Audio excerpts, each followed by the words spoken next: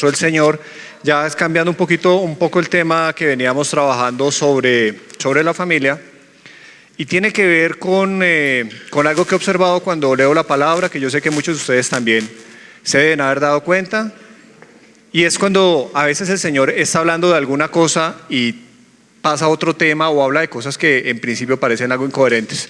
Yo sé que de pronto han visto eso, entonces hoy voy a tratar de recrear esa escena que vi, que me mostró el Señor, y la comparo, trato de hacer el símil para que entremos todos como de pronto en esa escena. Voy a tratar de hacer el símil cuando de pronto estamos en una reunión familiar y estamos todos hablando de alguna cosa, todos estamos en la reunión y de pronto alguien de autoridad en la familia, el abuelo o alguien de autoridad, habla de algo que no tiene nada que ver. Todos en una reunión charlando y dice: no me gusta la muchacha con la que está saliendo fulanito. Y todos quedan como, estábamos hablando de otra cosa y Pero lo importante es que uno sabe que en el fondo tiene razón. Hay algo de la autoridad, estábamos hablando de otra cosa y el abuelo por allá en una reflexión dijo: no me gusta tal cosa, o llama la atención sobre algo. Y también recordaba una escena parecida, y es de pronto uno en clase que estamos haciendo grupos de trabajo. Yo recuerdo en el colegio y de pronto el profesor empieza a dar un consejo de educación sexual cuando nada que ver. Y uno dice: este señor qué, pero que uno en el fondo siente que lo que dijo es cierto. Uno no dice nada y todos estamos hablando de otra cosa y simplemente sale con un chispazo de esos que uno dice: ¿y este qué le pasó? Pero que en el fondo uno sabe que tiene la razón.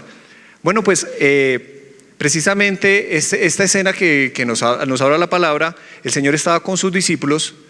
Y quiero que traten de recrear ese momento, porque yo lo que entiendo cuando leo la palabra en Mateo 16 es que ellos ya confiaban plenamente en Él, como cuando uno realmente está no solamente detrás de un padre, sino también detrás de un líder, detrás de un papá.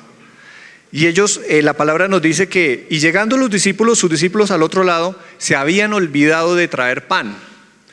Ahora, lo que dice aquí, la palabra no nos da muchas precisiones sobre ni en dónde estaban, ni de dónde venían. Pero con ese pedacito simplemente uno puede darse cuenta que ellos estaban tratando de ir, o habían tomado rumbo de un lugar al otro donde necesitaban llevar provisión, como cuando uno va a ir de pronto hacia una finca y sabe que en el camino le puede dar hambre y necesita llevar provisiones. Entonces ahí tenían que llevar pan. No dice de dónde a dónde, pero simplemente yo me imagino la escena donde ellos arrancaron todos con su maestro, arrancan con el Señor y se les olvidó llevar pan. Pan, estamos hablando de provisión, no necesariamente tiene que ser pan, pero algo para solventar el camino mientras llegan, compran algo, no sabemos. Y entonces el Señor les dice: cuídense de la levadura de los fariseos y de los saduceos. Les dice solos, y yo ahí es donde yo encuentro esa similitud en la frase: ¿qué tiene que ver lo uno con lo otro? Cuando ellos estaban como en un paseo o estaban transportándose de un sitio a otro, y el Señor les dice: cuídense de la levadura de los fariseos. Ellos se habían olvidado de llevar provisión y el Señor en su sabiduría se alcanzó a dar cuenta. Las escrituras, si ustedes se fijan en Mateo 16, en el versículo 5, llegando sus discípulos al otro lado, se habían olvidado de traer pan. El maestro se dio cuenta que no habían llevado pan y no les dijo dónde está el pan. Simplemente les dijo: cuídense de la levadura de los fariseos. Ahí es donde yo les digo que nada tiene que ver lo que les estaba diciendo. Y entonces los discípulos pensaron como diciendo: nos está diciendo esto porque nos olvidamos de traer el pan. El versículo siguiente dice eso, dice: nosotros nos olvidamos de traer pan, y él se dio cuenta que no trajimos pan. Eso pensaban dentro de sí. Pero el maestro les dice: hombre, ¿por qué están pensando que yo les digo que se cuiden de la levadura porque se olvidaron del pan? No tiene nada que ver. Y les empieza a hablar más de la fe que ya deberían tener. En el versículo siguiente, en el versículo 8, les empieza a decir: hombre, todo lo que hemos recorrido hasta ahora, todo lo que hemos transitado, donde ya hemos hecho unos milagros, donde alimentamos a 5,000 con unos poquitos panes, con unos poquitos peces, pone el ejemplo de los 4,000 y los 5,000. ¿Por qué están dudando? No estamos hablando del pan. Aquí les está tratando de decir: miren, no es por el pan, porque si yo quiero, volvemos, si tenemos la necesidad, y volvemos a traer la provisión, no es la provisión.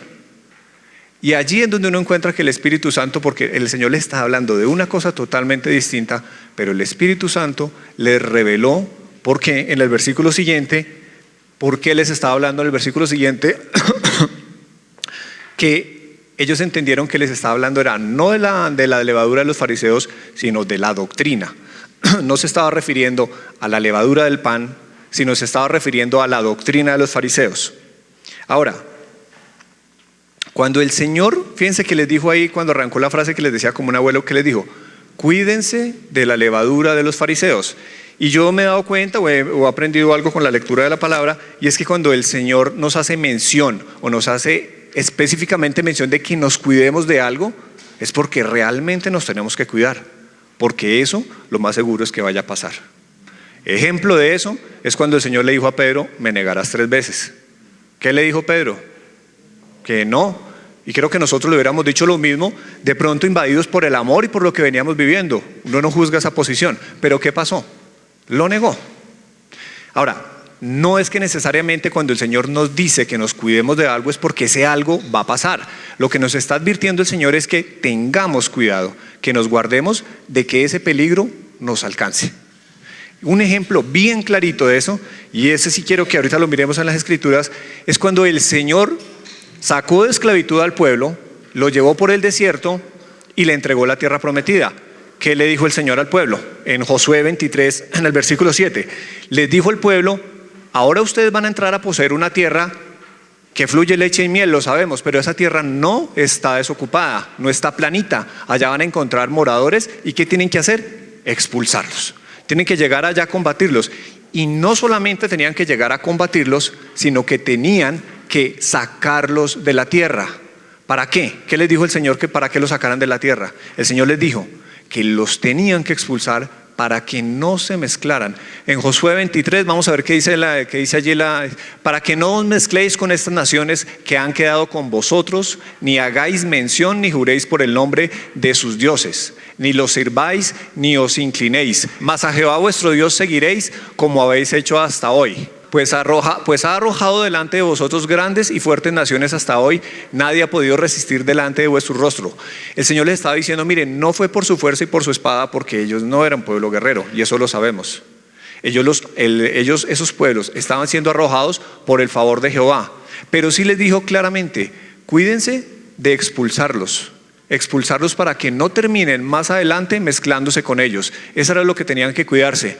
El 11, por favor. Guardad pues con diligencia vuestras almas, para que améis a Jehová vuestro Dios, porque si os apartáis y os uniereis a lo que resta de estas naciones que han quedado con vosotros, y si concertáis con ellas matrimonios, mezclándonos con ellas y ellas con vosotros, sabed que Jehová vuestro Dios no arrojará más a estas naciones delante de vosotros. Fíjense que una cosa de las que tenían que tener cuidado es que no es por la fuerza del brazo de ellos. Y si nosotros tenemos y logramos algo con el Señor es porque Él está respaldándonos. Y es una de las cosas que nos tenemos que cuidar, de estar siempre conscientes que el vestido que tenemos, que la salud que tenemos, todo lo que tenemos es por misericordia de Jehová. Y ahí se los está recordando. Dice: sabed que Jehová vuestro Dios no arrojará estas naciones delante de vosotros, sino que os serán por lazo, por tropiezo, por azote para vuestros costados y por espinas para vuestros ojos, hasta que perezcáis de esta buena tierra que Jehová vuestro Dios ha dado. Si ustedes miran bien adelante la historia, ya saben qué pasó, que se terminaron mezclando con las otras tribus, se terminaron mezclando y contaminando de las costumbres de los pueblos que debieron haber expulsado para poseer e imponer la cultura del reino de Dios en ese sitio. No lo hicieron así, sino que con el tiempo, cuando uno se ha olvidado de la instrucción del Señor, termina mezclándose y el corazón le cambia y empieza a contaminarse con las costumbres de los pueblos que no tenían que contaminarse. Eso les pasó. Y no solamente quedaron en cautiverio y perdieron el dominio del reino, sino que fueron nuevamente esclavos, fueron deportados. Eso lo sabemos. El Señor les dijo claramente: cuídense de expulsar, porque más adelante esas mismas naciones que se mezclen les serán por azote. ¿Ok? Entonces, por eso es que nosotros debemos cuidarnos de la doctrina de los fariseos. Cuando el Señor les dijo: cuídense de la doctrina de los fariseos, le estaba diciendo a sus discípulos, fíjense que le estaba diciendo no a la multitud, sino le estaba diciendo a las personas que Él estaba entrenando para que estuvieran con ellos.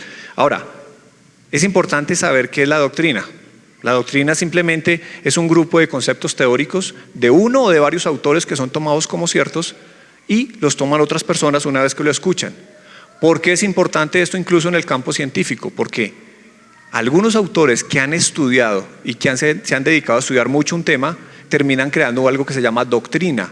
Y es muy útil en el mundo profesional, porque cuando uno no tiene solución a algo simplemente se apoya en la doctrina, en lo que otros han estudiado para uno apoyarse en ello. Entonces ahí lo que les estaba diciendo y los discípulos entendieron era que se cuidaran de la doctrina, de esa ciencia que tenían los fariseos. Ahora, y los fariseos, yo sé que no hay que ahondar mucho en eso, pero finalmente ellos eran un grupo de los judíos que surgieron más o menos en el tiempo de la deportación babilónica y que ellos lo que tenían era, ponían mucho énfasis en el ritualismo y se basaban mucho en el conocimiento que tenían de la ley, porque ellos eran un grupo que empezó a ser más político que de origen sacerdotal. Si ustedes se fijan, los levitas eran personas apartadas de la vida común para que le sirvieran al pueblo. Muy parecido a lo que pasa con el grupo pastoral. Ellos digamos que no pueden disfrutar de una actividad, por ejemplo, de trabajar en otro lado para poder disfrutar de algunas comodidades que nosotros a veces sí podemos, para que dedicado todo ese tiempo le puedan servir a los demás. Los fariseos no eran así, porque eran un grupo político que no se dedicaba al servicio. No habían sido como fueron los levitas, que fueron apartados para que le sirvieran al pueblo y el pueblo lo sustentara. Con los fariseos había pasado así: fariseos, saduceos, escribas y herodianos. Todo ese grupo tenía más tendencias políticas. Incluso los escribas, que estaban encargados de copiar la ley, a ellos se les encargaba la interpretación de algunos pasajes difíciles, por eso tenían también autoridad. Entonces, lo que les decía el Señor es que se cuidaran de la levadura. Ahora, aquí está Wilson, que sabe de panadería, Franklin, por ahí lo vi también, que conocen de panadería, pero miren, la levadura, hasta donde sé y lo que conozco de la levadura, es una bacteria, es un microorganismo, ¿no es cierto?, que al introducirlo en un ambiente como es la harina, entonces ella lo que hace es alimentarse de ese ambiente que es la harina, se alimenta de las cadenas del azúcar que tiene y empieza, a través de ese alimento, empieza a alimentarse de la harina y empieza a producir monóxido de carbono, un gas, y empieza a producir unos gases, y eso es lo que hace que la harina vaya, que vaya creciendo. Se alimenta del azúcar, de las cadenas de azúcar de la harina, y empieza a producir un gas, por eso uno encuentra la masa más grande, y cuando uno a veces parte el pan ve todas esas burbujitas. Ese es el gas que ha expulsado la levadura. Ahora, entonces ya podemos más fácil entender qué es la levadura de los fariseos.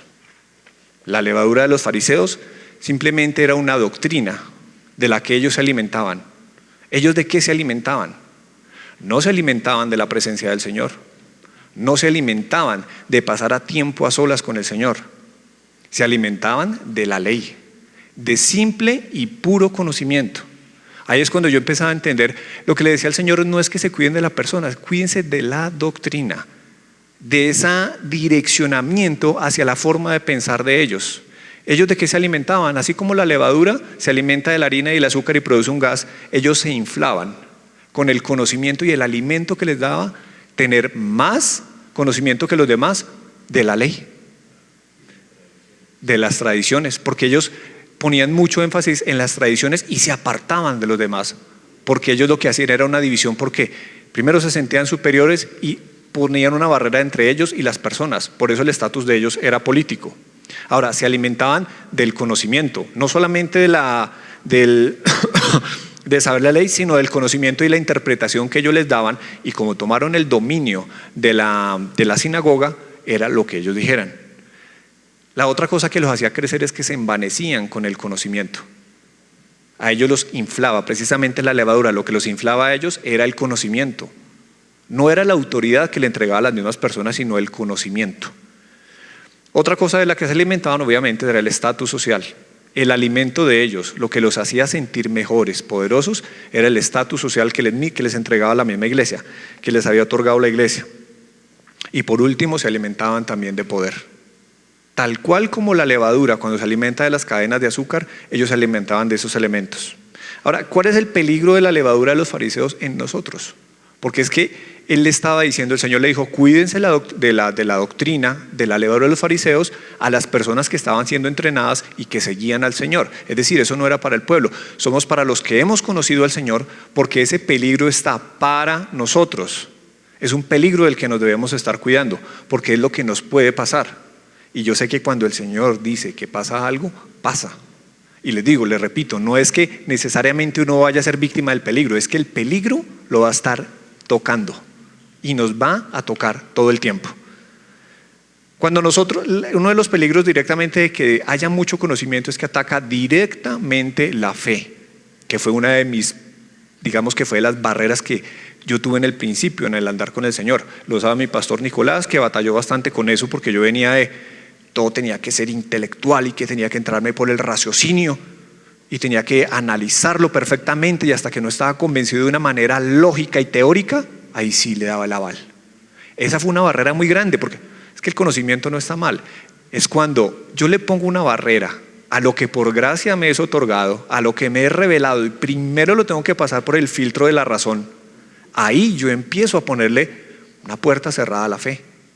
Y por eso el conocimiento y lo que se envanecían los fariseos les atacaba directamente la fe. Ustedes se dan cuenta que nunca aceptaron al Mesías. Siempre tuvieron bloqueado el reconocimiento, que por fe lo pudieron reconocer, porque era la fe, el conocimiento de ellos poniendo una barrera. Y esa es de la levadura, uno de los aspectos de la levadura por la que nos tenemos que cuidar. Lo otro, directamente, si ataca la fe, también ¿qué ataca? La gracia. Si yo no, por fe, no puedo recibir la salvación, no voy a recibir la gracia, porque la gracia es un regalo y la tengo que recibir por fe. Si yo no soy capaz y todo lo tengo que pasar por un filtro del conocimiento y primero me cercioro si históricamente si concuerda, estoy empezando a darle la espalda a la gracia que nos es entregada de manera gratuita. Ataca la humildad directamente. La levadura, esa bacteria, empieza a carcomernos la humildad, porque sé algo de lo que no tenían los fariseos, y creo que yo sé que eso lo sabemos todos, era humildad. La humildad la tenían bien embolatada. Y es uno de los peligros, que la bacteria, esa levadura que en exceso hace daño, ataca la humildad.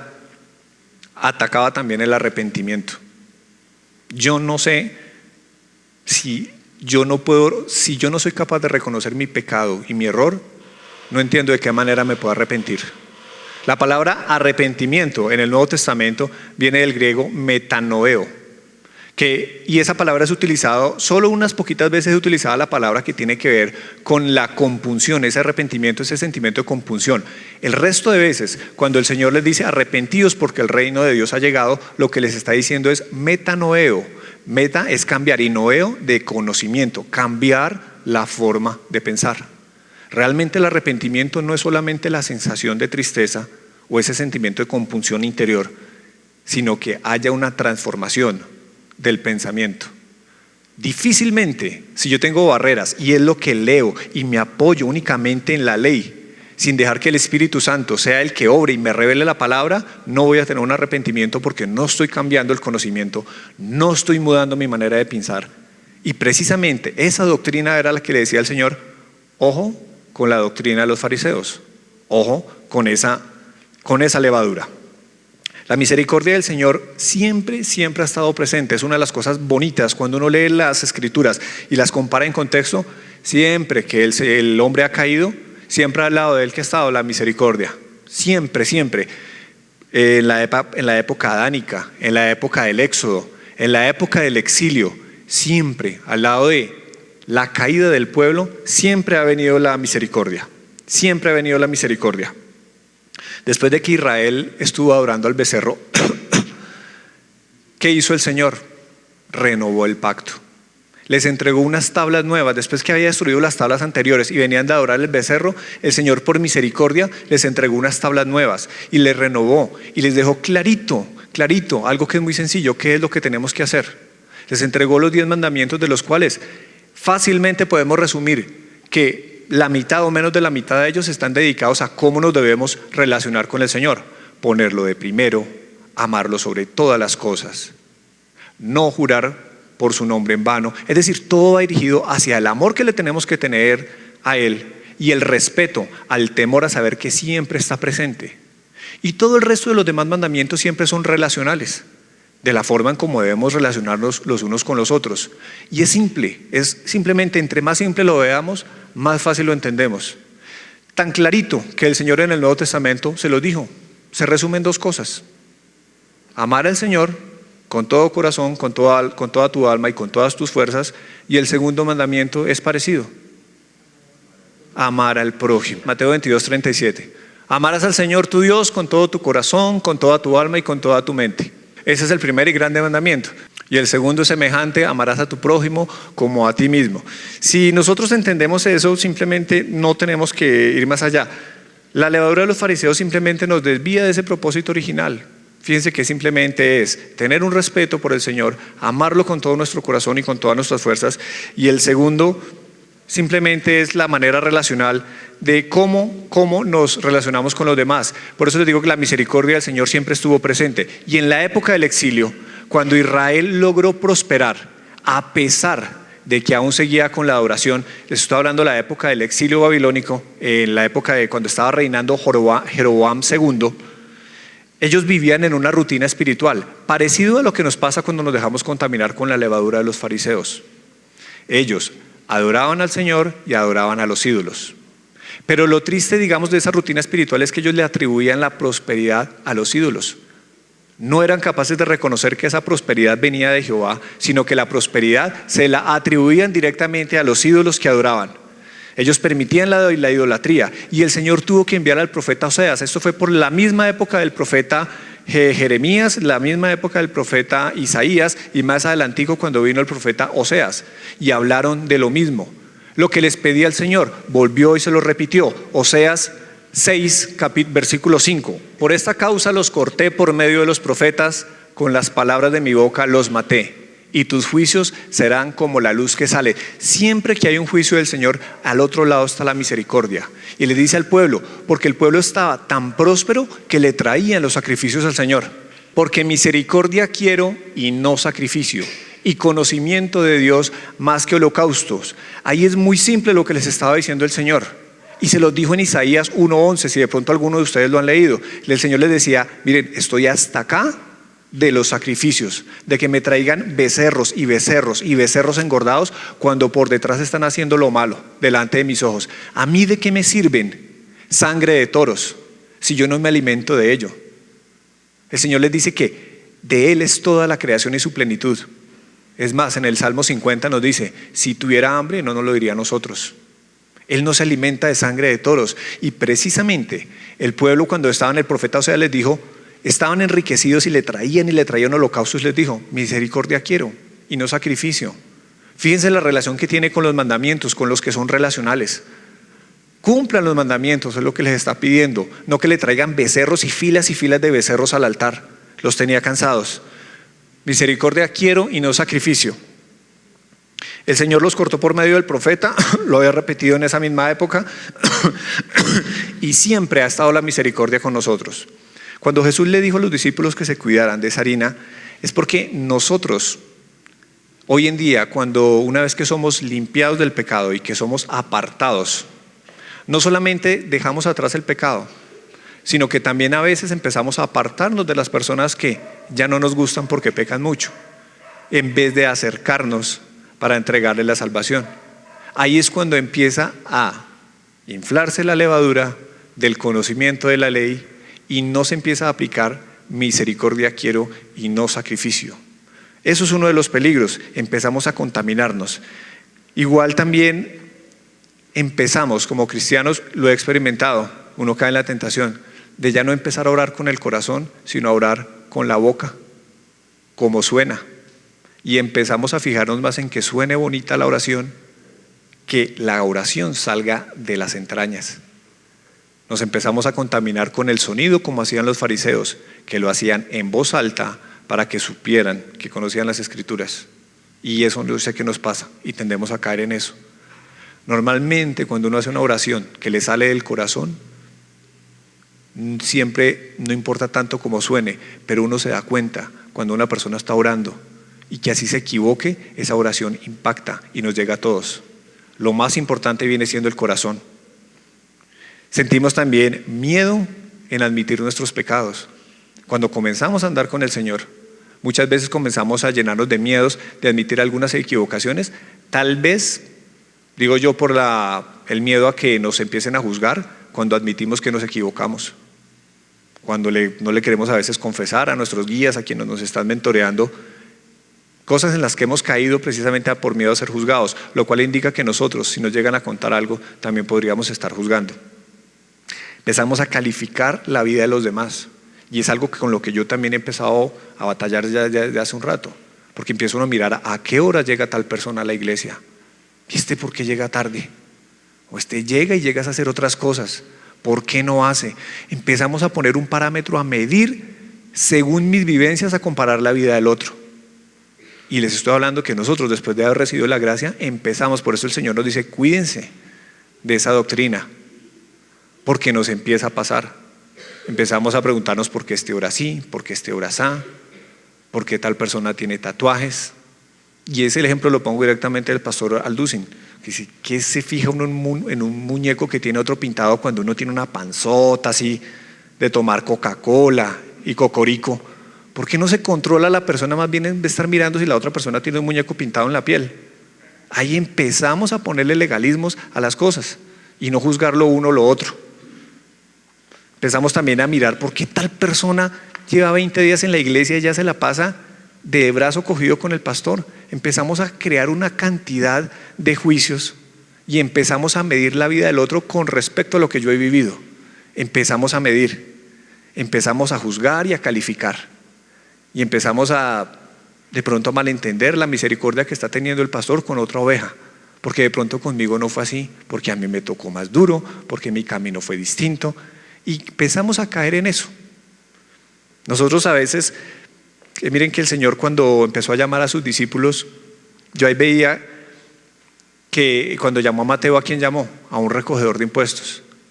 Y uno pensaría que ahorita la corrupción es cuando está en su peor momento, y no. Fíjense ustedes que cuando el Señor llamó a Mateo, el que estaba haciendo era un cobrador de impuestos. Y en las Escrituras, en Mateo 9, versículo 13, Mateo 9, cuando está el llamamiento, dice que él estaba sentado al banco de los tributos. Las personas que recogían impuestos eran tenidas por corruptos. No es solamente ahorita, porque cuando ellos se sentaron a la mesa, vamos a leerlo, aquí está, dice: pasando Jesús de allí, vio a un hombre llamado Mateo, que estaba sentado al banco de los tributos públicos, y le dijo: sígueme, y se levantó y le siguió. Y aconteció que estando él sentado a la mesa en la casa, he aquí muchos publicanos y pecadores que habían venido, se sentaron juntamente a la mesa con Jesús y sus discípulos. Aquí está hablando de que existían más publicanos. Los publicanos eran todos los empleados públicos, y aquí tienen en igual nivel los publicanos con todos los demás pecadores. Es decir, toda persona que trabajara en la gobernación de Cota o de cualquier municipio lo tenían por corrupto y por pecador. Estaban al mismo nivel. Eso no es nuevo. Y el Señor, entonces, los fariseos le empezaron a decir al Señor, le decían a los discípulos: oiga, ¿por qué el maestro de ustedes está sentado a la mesa con publicanos y pecadores? Fíjense que es a veces las mismas posturas que tomamos nosotros cuando decimos: ¿por qué el pastor tiene amistad con fulano o con sutano? ¿O por qué tal persona que la vemos predicando allá está metida en una cancha de tejo y uno no sabe ni siquiera qué está haciendo, si está predicando, si está tratando de sacar a alguien? Y nosotros empezamos a calificar la vida de los demás. O si una persona se sube aquí a alabar, nosotros no conocemos ni las batallas ni el corazón de la persona que se para aquí. No sabemos por qué está pasando, cómo tiene su corazón delante del Señor. Y normalmente siempre tratamos de hacer juicios. Por eso siempre es importante tener una humildad y cuidarnos de esa levadura para que no entremos en juicio con las personas. El Señor, cuando escuchó porque ni siquiera los fariseos le estaban diciendo al Señor Jesús, le estaban diciendo a los discípulos, al ladito, como cuando uno le habla: oiga, ¿y por qué esos dos allá ahora dicen que en la alabanza? Ni siquiera somos capaces de ir directamente donde el pastor y decir: pastor, ¿usted me para una explicación? ¿Por qué está pasando esto? Siempre es la murmuración. Y allí estaba pasando lo mismo. ¿Y el Señor qué les dijo? Les dijo directamente a los fariseos, les dijo: miren, no me pregunten por qué estoy aquí con pecadores, con publicanos, con gente que cobra impuestos, con corruptos, porque yo no he venido a llamar a los sanos. Los sanos no necesitan de médico. Yo he venido por los que necesitan de médico. Y nosotros no estamos simplemente para predicarnos entre nosotros, sino para hacer levadura, sal de la buena, en la casa, donde hay personas que necesitan de nosotros. Trabajo ese es el que tenemos. Y nosotros a veces nos juzgamos es entre nosotros. Nos empezamos a calificar entre nosotros. y no vamos a buscar a las personas que realmente necesitan una palabra del Señor. El Señor ahí les recordó directamente las Escrituras cuando les dijo: vayan y hagan lo que ustedes conocen, que conocen perfectamente la ley. Misericordia quiero y no sacrificio. Ahí les recordó las Escrituras. De a mí no me vengan a criticar porque estoy sentado aquí trayendo la palabra del Señor y trayendo conversión. Vayan y primero aprendan qué es misericordia quiero y no sacrificio. Y esta palabra que el Señor nos trajo hoy no va directamente a hacernos sentir mal. Fíjense lo que siempre que el Señor trae juicio, al lado trae la misericordia. El Señor aquí lo que nos está diciendo es que tengamos la humildad suficiente para reconocer primero que tenemos que cuidarnos de esa levadura, y si nos dijo que nos tenemos que cuidar es porque vamos a terminar cayendo. Entonces lo que tenemos es que tener primero el cuidado y segundo la capacidad de poder de rodillas decirle al Señor que necesitamos ser transformados, que en nuestras fuerzas nunca vamos a poder. Necesitamos tener la humildad de no envanecernos con el conocimiento que hemos podido aprender en la iglesia, o que porque hemos podido ganar alguna batalla por la ayuda del Espíritu Santo para apartarnos del licor, de las drogas, de la pornografía, de cualquier cosa que nos hayamos podido abandonar, salir de deudas, porque nunca ha sido en nuestras fuerzas. Siempre el Señor, al lado de que nos está llamando la atención con algo, siempre al otro lado tiene la misericordia. Hoy la palabra de Dios dice: misericordia quiero y no sacrificio. Tenemos que cuidarnos de esa levadura porque es una bacteria que nos puede afectar a todos. El Salmo 147, que lo estuve estudiando la semana pasada, en su versículo 11 nos dice el Señor: no se complace Él en la fuerza del caballo ni en la agilidad del hombre. Se complace el Señor en los que le temen, en los que le buscan. Allí está la complacencia del Señor. No en cuánto hemos logrado y en cuántos cursos y cuánto hemos avanzado, si ya se predica, si no se predica, sino en que busquemos al Señor, que tengamos la capacidad de aceptar nuestros errores, que tengamos la humildad de poder decirle: Señor, hoy traté y no pude, pero porque sé y he recibido palabra, sé porque por el Espíritu Santo tú me revelas que algo no está bien, que con mi boca ofendí, y yo no me puedo tardar en llamar a esa persona, enviar un texto, hacer algo para pedir perdón o corregir. Yo tengo que tener la capacidad suficiente para hacer un alto y no seguir pisoteando en donde lo he hecho, y no dejar que me infle el orgullo. Ahí es donde tenemos que tener la capacidad de acercarnos donde el Señor y no decirle: regocíjate en mi fuerza y en lo que he logrado, sino simplemente en que busco al Señor, en que quiero estar cerca del Señor y reconozco que soy débil. Si alguno de ustedes ha sentido que de pronto ha podido estar contaminado con la levadura de los fariseos, simplemente le pido que cierre sus ojos y me acompañe ahorita en oración. Si quiere ponerse de pie, si se quiere quedar sentado, pero le vamos a pedir al Señor que nos revele en qué aspectos